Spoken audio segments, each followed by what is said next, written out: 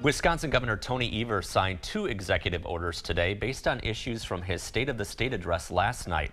The orders will create a Blue Ribbon Commission on Rural Prosperity. And it will call the legislature to meet in a special session for a package of bills aimed at the dairy crisis and also other rural issues. News 8 Now's Mal Meyer joins us with the details.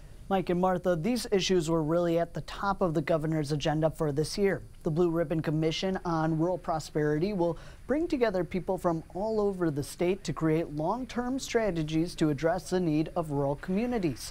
Governor Tony Evers says he'll work with the Wisconsin Economic Development Corporation to establish the Office of Rural Prosperity that will help people navigate state programs and resources specifically for rural communities, businesses, and workers. The governor also unveiled a package of bills that would address farmer mental health, a number of new grant programs, and an initiative for dairy exports. And we need to build Wisconsin's dairy brand in international markets and increase dairy exports. So we're going to set a goal of increasing Wisconsin's dairy exports by 20% of the United States milk supply by the year 2024.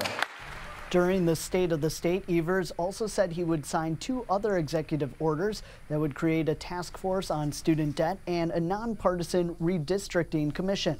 He says the People's Maps Commission will draw impartial maps for the legislature to take up next year, but it's unclear how these bills will fare because Republican leaders say they will not be going to the floor for this special session next week. Mike and Martha.